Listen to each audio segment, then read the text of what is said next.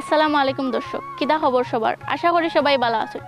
প্রিয় দর্শক, আজকে আমি Anika Afrin easy village YouTube চ্যানেলের পক্ষ থেকে ধারাবাহিক কৃষি বিষয়ক অনুষ্ঠান সোনালী সদস্যের আরেকটা পর্ব লইয়া হাজির হয়েছি।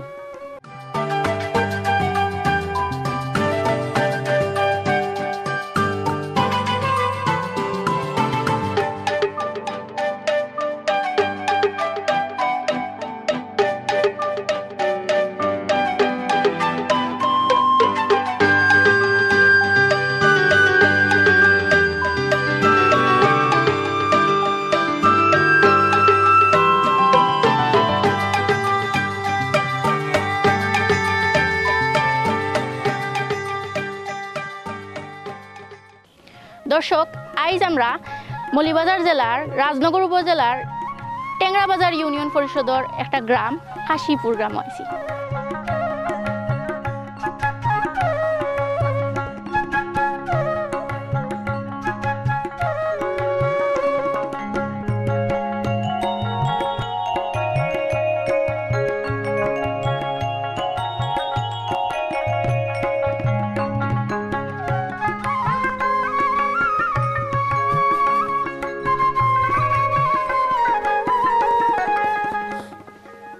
দর্শক, আজ যে গ্রামে আইছি, এই গ্রামের বেশিরভাগ মানুষই কৃষিখাতের উপরে নির্ভরশীল। তারা কৃষিখাত করার মাধ্যমে নিজস্ব চাহিদা মেটানোর পাশাপাশিও আমরা যারা শহরে থাকি আমরা চাহিদাও মেটাই।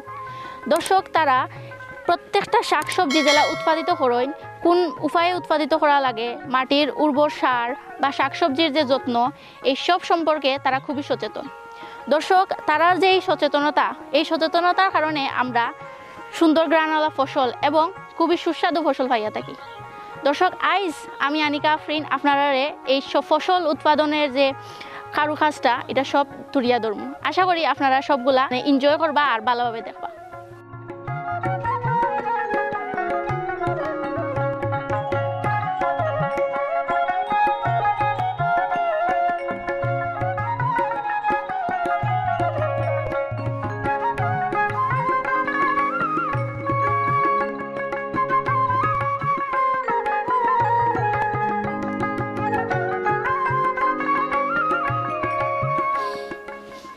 দর্শক, বাখর পাতা তো আমরা সবারই সুপরিচিত।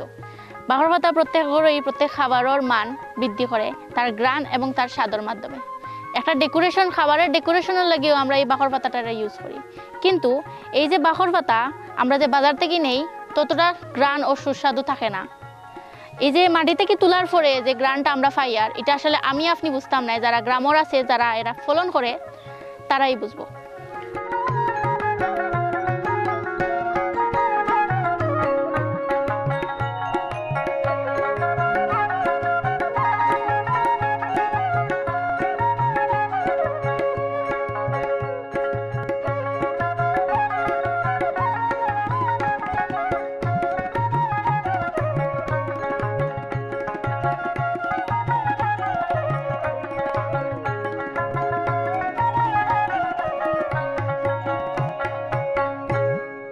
দর্শক, আইজ যে আমি খেতে আইছি নানি, ইনো বাঁধাকপির একটা কর্নার আছে যেখানে অতিরিক্ত পরিমাণে বাঁধাকপি ফলন হয়েছে। আর গ্রামের কথা যদি কই, এটা বাসায় প্রকাশ করার মতো নয়। আর আজকে আমি জীবনের প্রথম একটা এক্সপিরিয়েন্স লইলাম, বাঁধাকপি নিজের হাতে খাটার সুযোগ পাইছি। আজকে আপনারা আমি বাঁধাকপির উপকারিতা সম্পর্কে কিছু কইব। বাঁধাকপি হইল কি এমন একটা সবজি, মৌসুমি ফসল, যেটা প্রত্যাশিত আমরা অবশ্য পাই। আর এই সবজির মধ্যে আছে অতিরিক্ত পরিমাণে অ্যান্টিঅক্সিডেন্ট, যা ক্যান্সার, হার্ট অ্যাটাক আর ডায়াবেটিস প্রতিরোধ করতে খুবই সহায়ক। আর এটার মধ্যে যে পরিমাণ ভিটামিন কে আছে, এটার কারণে আমরা কিন্তু ব্রেইনের যে পাওয়ারটা ওটা খুবই দ্রুত বৃদ্ধি হয়।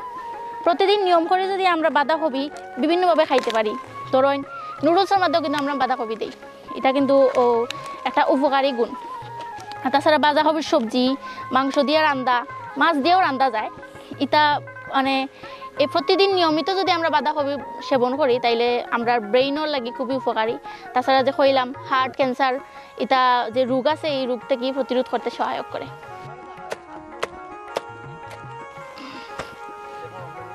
দর্শক, দেখো কত সুন্দর বাঁধাকপি। আমরা তো বাজারেও যেটা পাই, এটার প্রায় পাতা কম থাকে। আর আপনি দেখেন আসলে ভাবে কিভাবে ফলন হয় বাঁধাকপি, কত সুন্দর লাগে, একটা ফুলের মতো।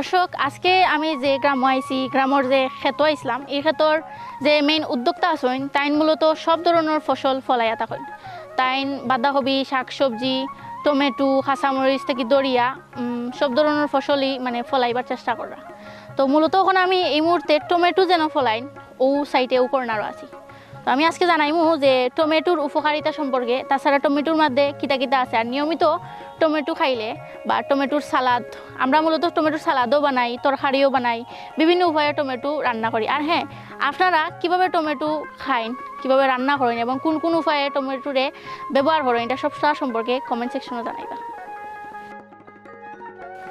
দর্শক এই মুহূর্তে আমার হাতে আছে টমেটো কাঁচা টমেটো সবুজ টমেটো এবং এটার গ্রান মানে খুবই সুন্দর আমি এই মুহূর্তে গাছ থেকে পারছি আর এটার সুবাস যদি আপনারা শুনাইতে পারতাম তাহলে আপনিও কইলে আনে ইস কি সুন্দর গ্রান দর্শক টমেটোর মধ্যে প্রায় 94% পানি থাকে আমরা জানি কি জানি না ভিটামিন সি ভিটামিন বি3 এবং ভিটামিন কে সমৃদ্ধ টমেটো প্রতিদিন বিভিন্ন উপায়ে কিন্তু আমরা টমেটো খাইতে পারি এবং বিভিন্নভাবে ইউজ করতে পারি টমেটো আমরা সালাদ বানাইয়া তাছাড়া তরকারি মাছ দিয়ে তরকারি টেঙ্গা ছোটো মাছ দিয়ে বেশিরভাগই আমরা শ্রীমঙ্গলের বা সিলেটের মানুষে ছোটো মাছ দিয়া টমেটো টেঙ্গা রান্না করি তাছাড়া বিভিন্ন অনুষ্ঠানও টমেটোর সালাদ টমেটোর চাটনি হইন বড়ই চাটনির মধ্যেও টমেটো দেয় অনেকে আর চানাচুর বাজা এটার মধ্যে টমেটো ব্যবহার খুব বেশি করি আমরা আর মূলত টমেটো খাইলে টমেটোর মধ্যে যে উপাদান আছে vitamin বি3 K O vitamin A এটা ক্যান্সার প্রতিরোধে খুবই সহকারী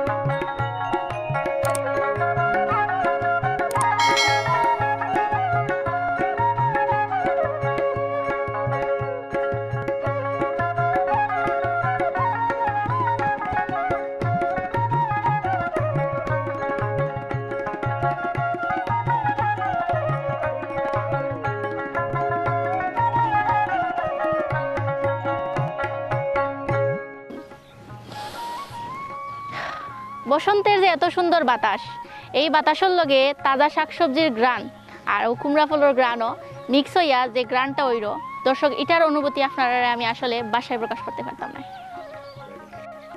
দর্শক এই সবজি ক্ষেত সম্পর্কে আমি আরও তথ্য দিব তবে হ্যাঁ অবশ্যই লাইক আর সাবস্ক্রাইব করতে ভুলবা না আরও তথ্য পাইতে হইলে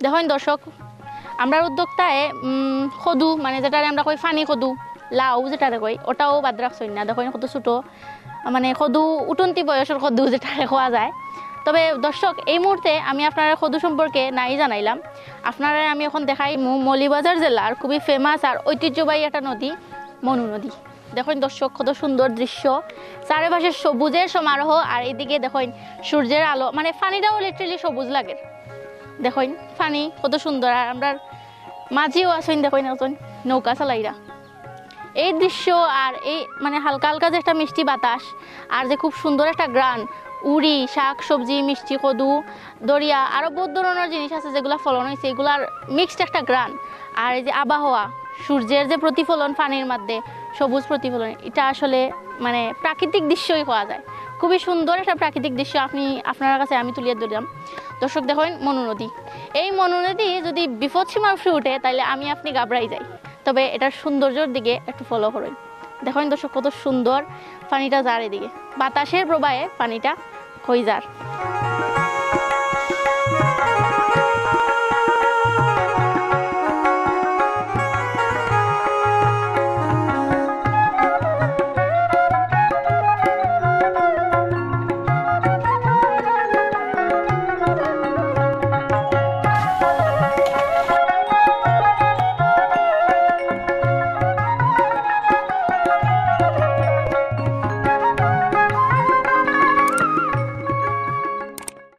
দর্শক আমরা তো যে উদ্যোক্তা আছেন তাই তো দেখলাম প্রচুর জিনিস ফলন করেন, টমেটো তাকি দরিয়া বাঁধাকপি কাঁচামরিচ বাকর পাতা লাউ বিভিন্ন ধরনের জিনিস ফলন করেন। তবে কিছু কিছু জায়গার মধ্যে আমি নোটিস করছি যে লাল শাক রোপণ করা, এটা হয়তো বাজারজাতকরণ করার লাগিও আর নাও হইতে পারে।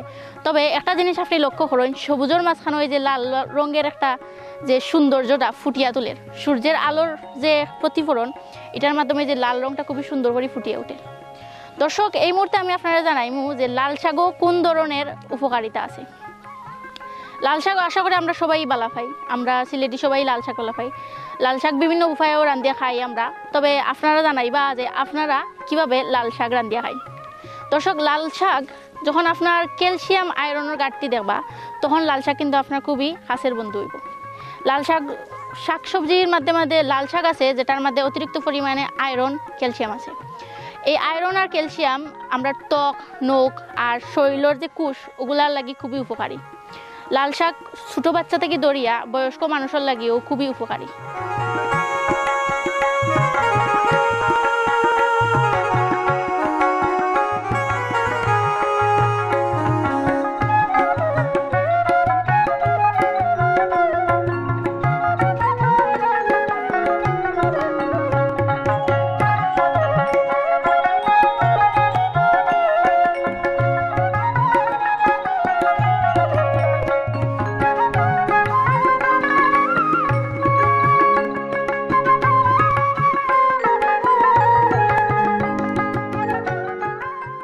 দর্শক এখন আমি এই বাও ক্ষেত্রের যে আসল উদ্যোক্তা যিনি পরিচালনা করেন তার লগে একটু কথা কইম এবং জানমু যে এই ক্ষেত্রের মধ্যে তার ব্যয় আয় আর লাভ সম্পর্কে, আর তাছাড়া বীজ কিভাবে সংগ্রহ করেন এই ক্ষেত পরিচালনা করা লাগে, আর কতজন মানুষ তার আন্ডারে কাজ করেন এইসব সম্পর্কে একটু জানবো। আদাব চাচা, আপনার একটু পরিচয়টা কইবা, আপনার নাম? আমার নাম সুজিত দে। জি, আপনি এই ক্ষেত মানে কোন দিন থেকে শুরু করছেন বাবা ক্ষেতটা? বাবা ক্ষেতটা শুরু করছি তো আজ থেকে 20-30 বছর আগ থেকে।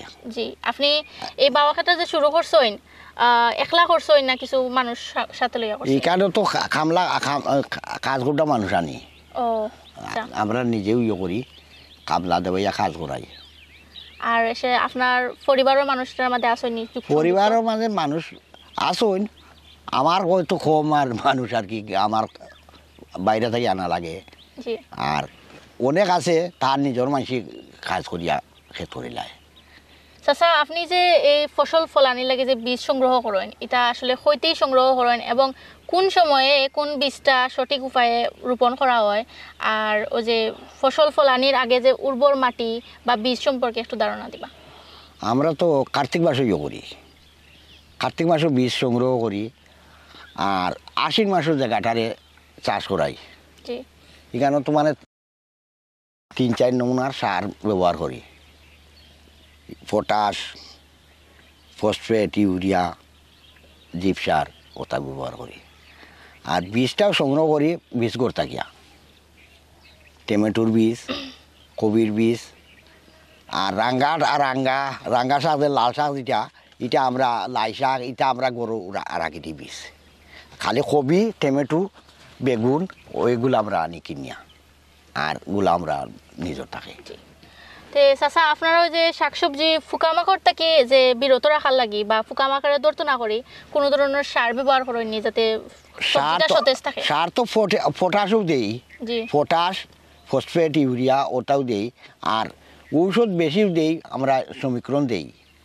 সমীকরণ একবার দিলে 15 দিন বাদে আরবার দেই মলাখান আর কি। এই যে কবির মাঝে দেই ভলিউম ফেক্সি, এটা খিড়াল লাগিয়া দিই, কিড়া কিড়া পোকা লাগে। কিড়া কিড়া উঠে যায়। ইটা জমিনও সার কম লাগে বুঝলেন, বন্যা হয়, বন্যা হইলে তো পলি মাটি উঠে কিছু, ও পলি মাটির কারণে গিয়ারিয়া সারটা কম লাগে। বুঝছি। আলু ক্ষেত যে আলু ক্ষেত ঠিক, আলুর বীজ আমরা নিজেও সংগ্রহ করিয়া রাখি দিই, বীজ গরু ইয়ত নিয়ে রাখি দিই, টার নামিল। তে চাচা আপনার এই যে সবজি মানে কোন সময়ে কতটুকু পরিমাণে সার দেওয়া লাগে, এটার যে আপনার এটা আপনি কি তা ব্যক্তিগতভাবে জানতেন? ব্যক্তিগতভাবে না না, আমরা এটা এডির বয়সী এডিও আমরা কাছ থেকে পরামর্শ মাঝে মাঝে নেই নিয়া বুঝছেন। ওই যে আলু, আমরা আলু বস্তু নাই, আমরা আলু 10 মাস গ্যারেন্টি, আমরা আলু একটা বস্তু নাই। এডি আমরা ধারণা আছে না, এর আগে 10 বছর আগে আলু বইছে। আচ্ছা, তো চাচা আপনি ওই যে কইলা যে 20 বছর আগে আপনি শুরু করছেন মনে হয় জি, তে আপনার হঠাৎ কিতা মনে হইলো যে আপনি সবজি চাষ করবা অনেক বড় মাঠ জড়িয়া, এটা আপনার কিলা মাথা তাইলো? সবজি চাষটা যে এখানে আমরা এলাকার যে নাই, এটা তো জমি আছে, জি জমি আছে, সবরও জমি আছে।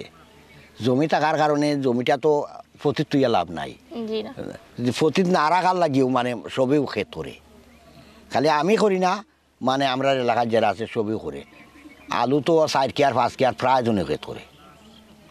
আলু ক্ষেত লাভ আছে, এটা তো ধরো এই টুকটাক করুন। আর সবচেয়ে লাভ হইল আলু ক্ষেত। আলু ক্ষেত লাভ কি লাগা, আলু যদি কেয়ারও 20 মন করি হয়, 4 কেয়ার ক্ষেত হইলে 100 মন 80 মন তো হইব।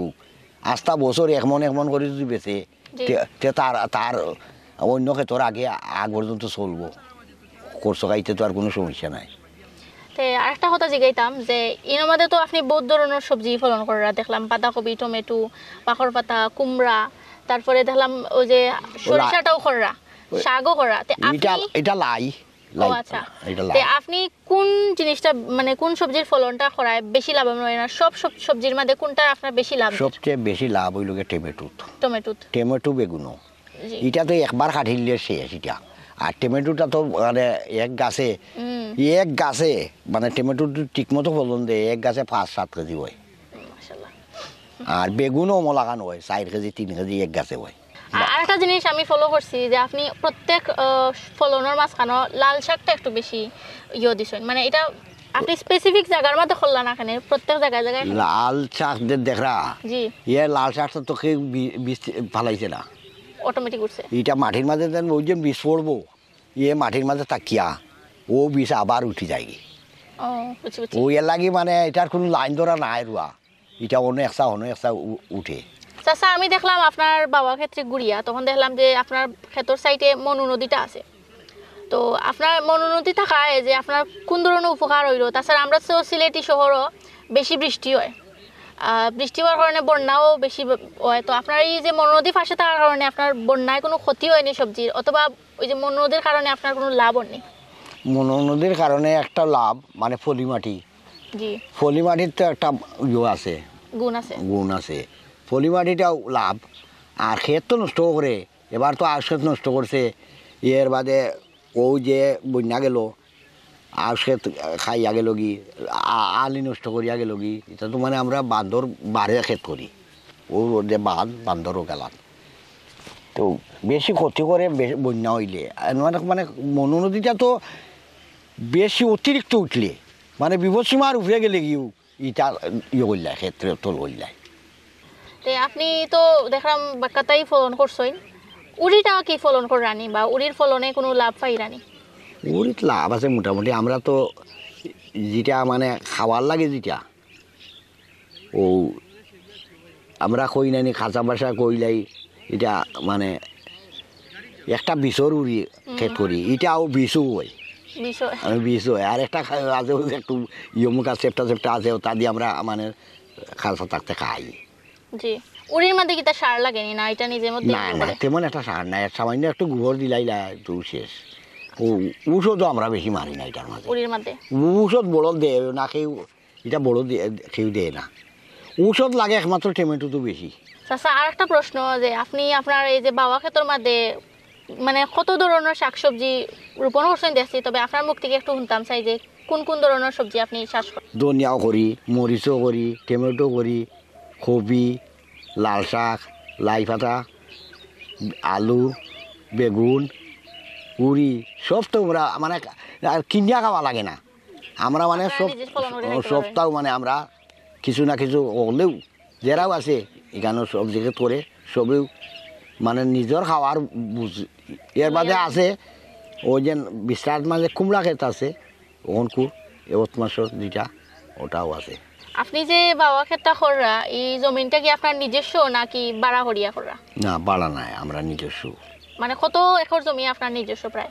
আমার আছে এর মাঝে আমি তো কইছি না আমরা তো খালাই ক্ষেত করি খালাইও করি জি খালাই ক্ষেত আছে আমরা মানে সবটা খুশির ক্ষেত আছে কোনো ক্ষেত মানে সব ধরনের ক্ষেত তুলা তুলা আছে চলে এই ক্ষেতগুলা কি দা পৈতৃক নি না আপনার নিজস্ব? পৈতৃক পৈতৃক ক্ষেত। ও পৈতৃক। আচ্ছা ঠিক আছে। তে চাচা আপনার ইনো যে যতজন মানুষ কাজ করেন মানে প্রায় কতজন মানুষ কাজ করতে লাগে? বাক্কা লাগে যায় এক কেয়ার জায়গারে মানে এইগুলো কুড় মাটি দিতে 8 জন মানুষ লাগবে তে আপনার আন্ডারে অনেক মানুষই কাজ করিয়া লাভবান হইরা? লাভবান হয় জি। তারা এখন লাভবান আমরা আর থাকি এবার করে যে অবস্থা। চাচা আর একটা শেষমেশ প্রশ্ন আপনার কাছে আমার যে আপনি অবশ্যই বাজারের খাওয়া দাওয়াও করছেন বাজারের সবজিও খাইছেন ঠিক না নি?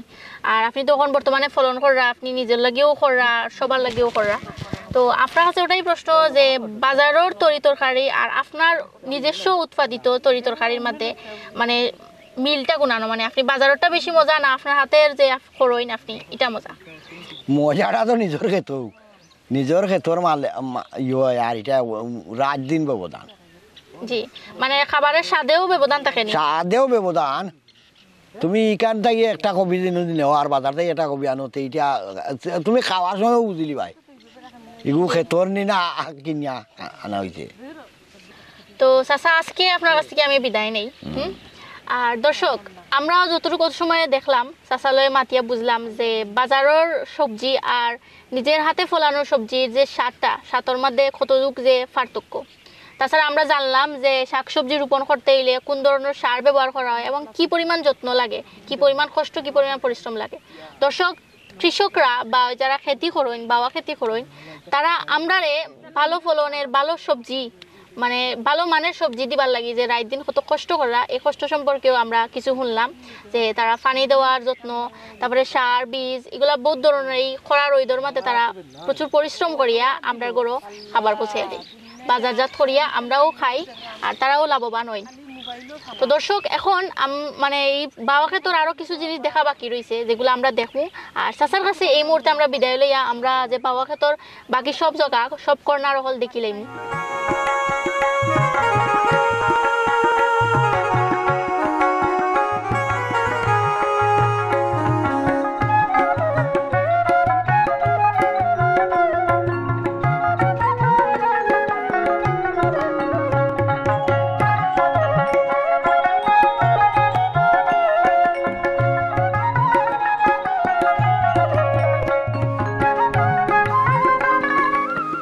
দর্শক আমি এখন বেগুন যেন খুব বেশি চাষ হয় এই বাবা ক্ষেতর মধ্যে ও জায়গাতে আইছি দেখেন আমি একটা বেগুন পারছি। দর্শক বেগুনের মধ্যে উচ্চ মাত্রায় ভিটামিন এ থাকায় আর খুব বেশি রক্ত আসলে শরীরের রক্তর কমতি লাগে বেগুনও খুবই একটা কার্যকরী এটা ক্যান্সারও প্রতিরোধ করে। তাছাড়াও ভিটামিন এ সমৃদ্ধ খাবার থাকার কারণে আমরা শরীরের বহুত ধরনের শক্তি যোগায়। সিলেটি মানুষের মধ্যে একটা আছে ক্ষতস্থানের লাগেও বেগুন খুবই উপকারী ক্ষতস্থান খুবই তাড়াতাড়ি শুকাইতে টানতে বেগুন সাহায্য করে।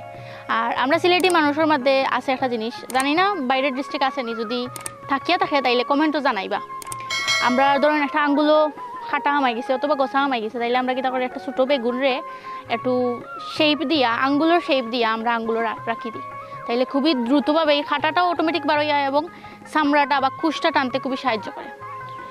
বেগুন আমরা সিলেটি যারা আছি আমরা বেগুন বহুত ধরনের খাই মাছ দিয়েও রান্না করি তাছাড়া বেগুন দিয়ে ভর্তাও বানাই বেগুনের তরকারি বেগুনের বাজি বেগুন বহুত উপায়ে রান্না করা যায়। বেগুন ওই লগি সার্বজনীন হইলেও চলে বেগুন বহুত ধরনের তরকারির লোকে খাওয়া যায়।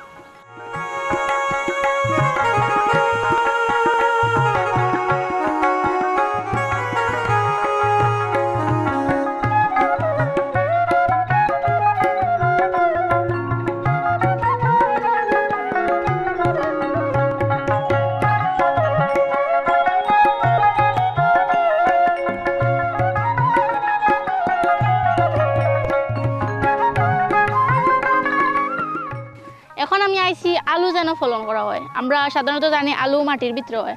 আলু বহুত ধরনের আছে, এই যে ছোটো আলু আছে, আবার অনেক বড় আলু আছে। আপাতত আমি আপনার ছোটো আলুটা দেখাইলাম।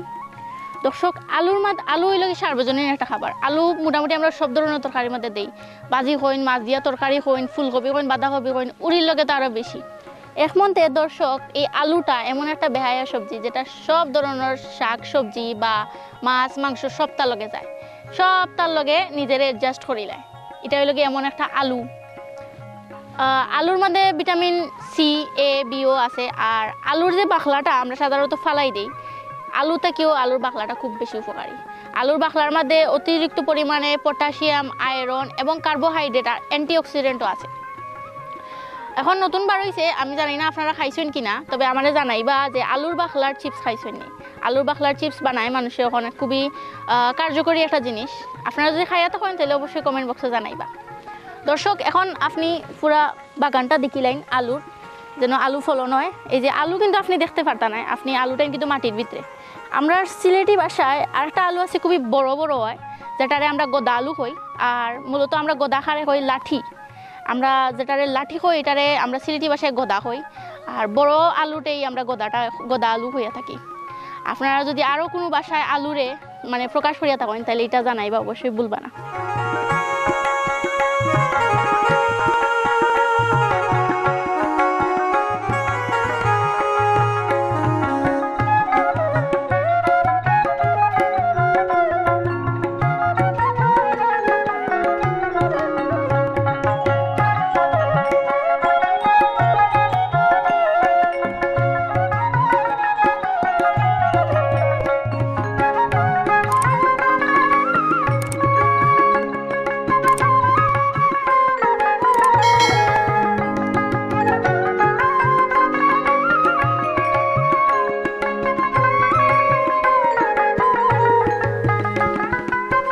দর্শক, এখন যে এরিয়াতে আইছি ইনো দেখছি উদ্যোক্তায় বহুত ধরনের শিম, মানে আমরা সিলেটি ভাষায় যেটা কই উড়ি, ওটা রোপণ করছেন। শিম মূলত মানে উড়ি মূলত বহুত ধরনের আছে, বহুত জাতি আছে, বিভিন্ন প্রজাতির উড়ি আছে। এখন আমি যে উড়িত আছি এটারে আমরা সিলেটি ভাষায় দুধ উড়ি হইয়া থাকি, মানে সাদা উড়ি যেটা হয়, সাদা শিম যেটা। দর্শক, শিম প্রতিদিন খাইলে মানে কোষ্ঠকাঠিন্যর যে প্রবণতা এটা প্রায় কমিয়ে আয়। শিম মূলত আমরা সব ধরনের খাবার, যেমন শিম আমরা মাছ দিয়ে খাইতে পারি, আলু দিয়ে খাইতে পারি, অত কুচি কুচি করি আলু দিয়া ভাজি করিয়া খাইতে পারি। আরও বিভিন্ন ধরনের তরকারি আছে যা আমার জানা নাই, তবে আপনার জানা থাকলে অবশ্যই আমরা জানাইবা। দর্শক, আরেকটা জিনিস, শিমের মধ্যে যে পরিমাণ অ্যান্টিঅক্সিডেন্ট আছে, ভিটামিন B6 উপস্থিতি খুব বেশি শিমের মধ্যে। এটা গর্ভবতী নারী অথবা শিশু যারা খুবই শরীরের বিভিন্ন অপুষ্টিতে ভুগরা, তারা শিমটা খাওয়ায় শরীরেও পুষ্টি যোগায়। তাছাড়া শিম ওই লগি এক প্রকার সার্বজনীনই। শিম প্রায় অনেক ধরনের তরকারি, শুটকি শিরা হইন বা শুটকির মানে বুনা হইন, বহুত ধরনের তরকারি লাগে শিম খুবই মানানসই। দর্শক, ও দেখেন এটা ওই যে দুধুরিটা, এটা শিম, যেটা শিমের ফুল, এটা কত সুন্দর সাদা ফুল, বেলি ফুলের মতো লাগে মূলত আমার কাছে। দর্শক, শিমের মধ্যে যে পরিমাণ ভিটামিন B6 উপাদান আছে বা খনিজ লবণের উপাদান আছে, এটা চুলে অনেক মজবুত এবং ঘন করিয়া তোলে। এই শিম আরও বহুত ধরনের মানে বহুতভাবে ইউজ করা যায়, যেটা আসলে গনিয়া খাওয়া যেত না।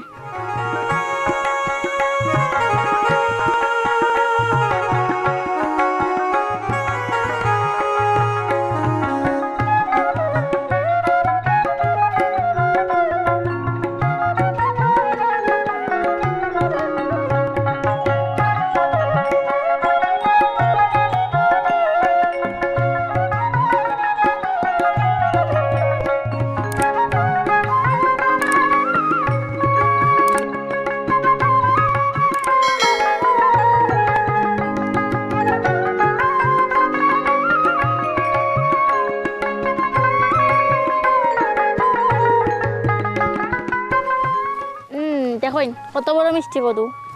দর্শক, এখন আমি আইছি যেখানে মিষ্টি কদু চাষ হয় খুব বেশি।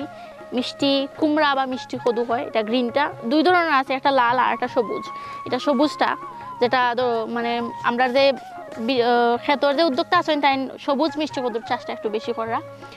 আর দর্শক, দেখাও তো আমি চশমা ভিন্ন মিষ্টি কদু কম খাই মিষ্টি কদু বেশি বেশি খাওয়াওয়ালা চৌকর লাগে মিষ্টি কদুর মধ্যে বিটা ক্যারোটিনের উপাদান আছে ভিটামিন সি খুবই বেশি কার্যকরী চকুর জ্যোতি তারপরে মস্তিষ্কের বৃদ্ধি তাছাড়া যারা শরীরের হাড় একটু মজবুত রাখতে চান তারা মিষ্টি কদু খাইতে পারে আমরা সিলেটিয়ারা তো বহুতভাবেই মিষ্টি কদু খাই মাছ দিয়া রান্ধইন আর আমি মূলত মাছ দিয়া খাইছি আর একটা আছে মিষ্টি কদু বেগুনের মতো খাটিয়া বেগুনের বাজার মতো খাইয়া দেখবা আমরা সিলেটিরা মিষ্টি কদুর ভর্তাও খাইছি আর তাছাড়া মিষ্টি কদু বাজারটা খাইয়া দেখবা যদি আপনারা কেউ না খাইয়া থাকেন আর কোন রকমের মিষ্টি কদু তরকারি কীরকম কীরকম বানানি হয় প্লিজ আমার একটু জানাইবা আপনারা কমেন্ট বক্সে